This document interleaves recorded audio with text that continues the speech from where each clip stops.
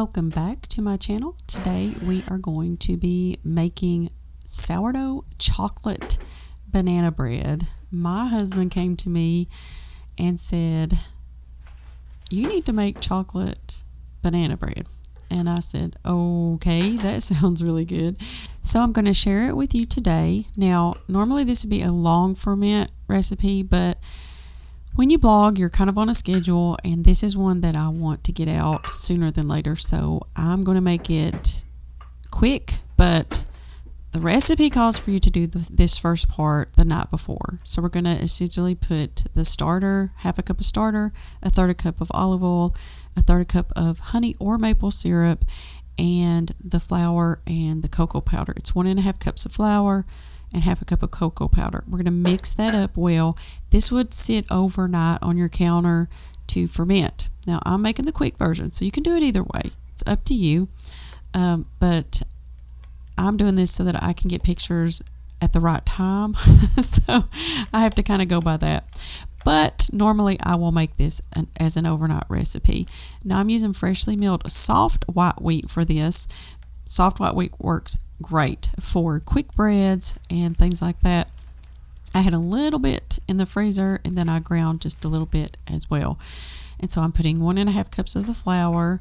Now, this recipe, I have to tell you, was so good that we ate it for dinner the evening that I made it. We never ever do something like that, but we had a piece of it when it came out of the oven, and my husband said, "We should make peanut butter sandwiches out of these and just have them for dinner." And we kind of laughed, and then he looked at me and he said, "No, really, do you think we should?" And so we did. They were so good. So we ate half a loaf this first day. You have to make this recipe. Now, I'm going to tell you a couple of things. This makes a thick batter for the overnight rise. It is like a ball of dough. That's normal. You haven't done anything wrong. It's completely normal. I'm going to show you how to mix in the dry and the wet ingredients that you'll be doing the next day. Or if you're making it like me and you're making a quick recipe, I just like to kind of mix all this in with my hands, almost like a bread dough. And now once this ferments for a long time, it won't be quite as stiff as it is right now, but it's still going to be stiff the next day when you go to mix it up. So I'm going to show you my little trick for doing that. But this is the portion that you would let sit overnight, and cover it, leave it on your counter, and let it ferment for up to 24 hours. Now the next day, you would want to prepare the wet ingredients. We're going to mash up 3 ripe bananas. Now, what I like to do is use a pastry cutter for this, and it just seems to work better than anything else that I've tried before. But you could use a potato masher. You could mash them with a fork or with your hands, just whatever you want to do. But you want 3 very ripe bananas, and we're going to mash those up really well with the pastry cutter and make sure that they're like really evenly mashed into almost like a puree.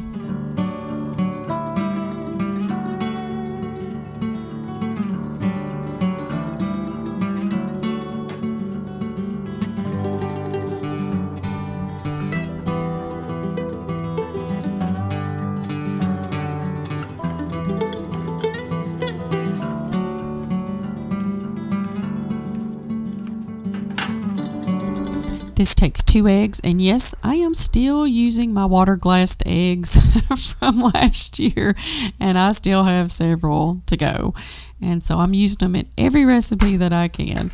But to the bananas, we are going to add 2 eggs, a teaspoon of salt, a teaspoon of baking soda, a teaspoon of baking powder, and a teaspoon of vanilla extract. And we're going to mix that up really well.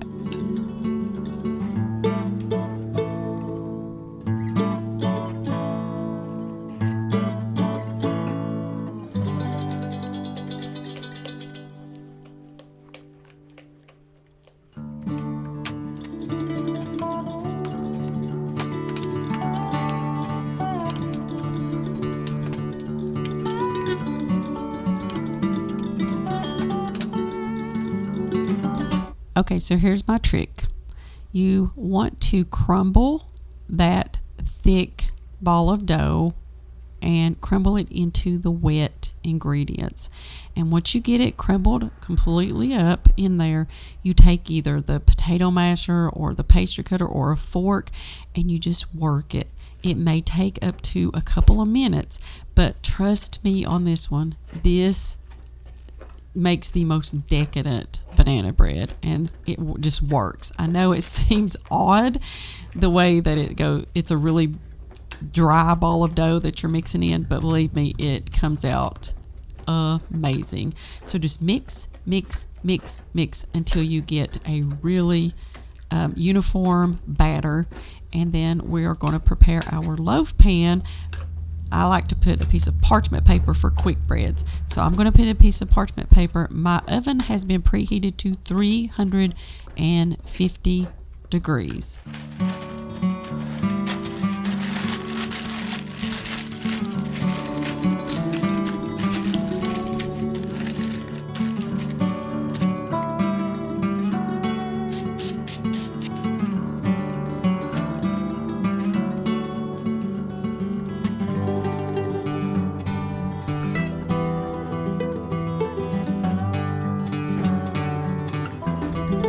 So I'm going to bake this loaf for 1 hour or until a toothpick comes out clean. And oh, this was so good. I hope that you make it. Please let me know if you make this. You are going to love it. The printable recipe will be in the description box below, and I'm telling you, run and make this bread. It is so good. Well, thank you all so much for joining me today in my kitchen, and I hope you enjoyed the video, and we'll see you on the next one.